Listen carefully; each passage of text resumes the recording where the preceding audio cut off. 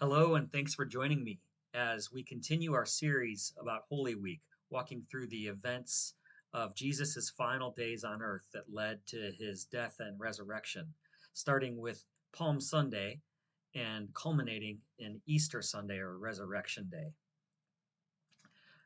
By the way, I wanted to point out before I continue that a lot of my thoughts for this material, for these videos, has come from a book that I found very helpful called The Last Days of Jesus.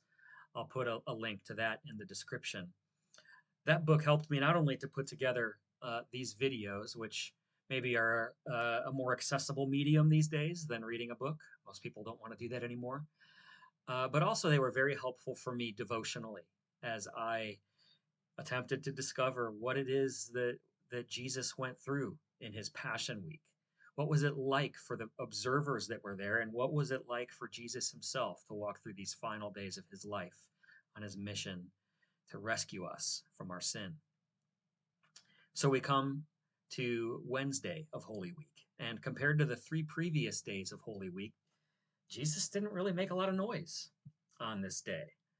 He made it a practice of visiting the temple and teaching in it each day during Holy Week. Of course, he would spend time in the temple, right? Where else was he going to be but in his Father's house? And where else would be a better place to go and encounter people and to talk to them about the kingdom of God? He had to be at the temple. What's interesting to note, though, is that as he was gathering at the temple with people, he was continuing to draw a crowd. So let's look at Luke chapter 21, and let's see what it is that happened. The passage says that every day he was teaching in the temple, but at night he went out and lodged on the mount called Olivet. That mountain is the very same mountain where he preached or taught the message that he had delivered the night before. And that message was about the end times, what was going to happen at the end times, what was going to happen with the destruction of Jerusalem, and what was going to happen when Jesus eventually returned to make all things new. And so he had retreated there to the mount called Olivet, and in the morning, early in the morning, all the people came to him in the temple to hear him. So he had to go back to the temple. He felt like that's where he had to be. But also the people went to the temple expecting to encounter him there. Remember, he had encountered quite a crowd, and that crowd had been growing as he went through towns teaching and casting out demons and healing people and having challenges with the authorities that at the very least would have been entertaining to the people around there. But they were also excited because they thought there's a chance that this is our king, that this is the Messiah. So many signs and wonders had accompanied his arrival. And so he was attracting a crowd and continued to attract a crowd. Not only was he drawing attention from the crowds, but he was also drawing the ominous gaze of the Jewish authorities.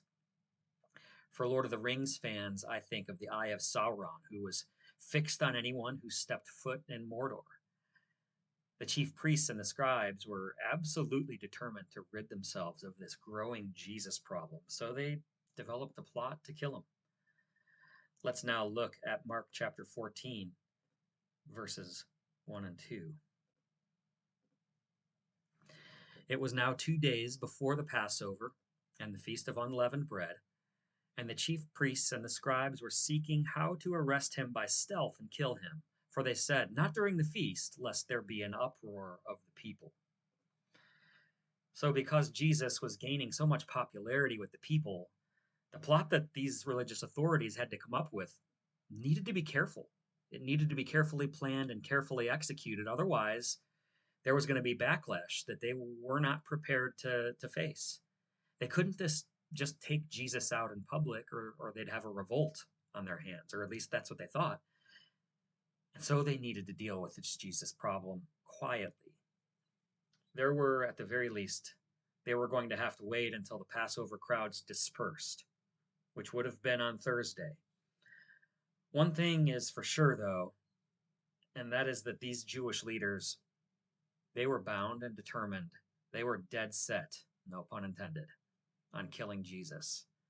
And so That concludes what happened on Wednesday, and they are going to get much closer to their mission. That is the religious authorities. They're going to get much closer to what they want on Thursday.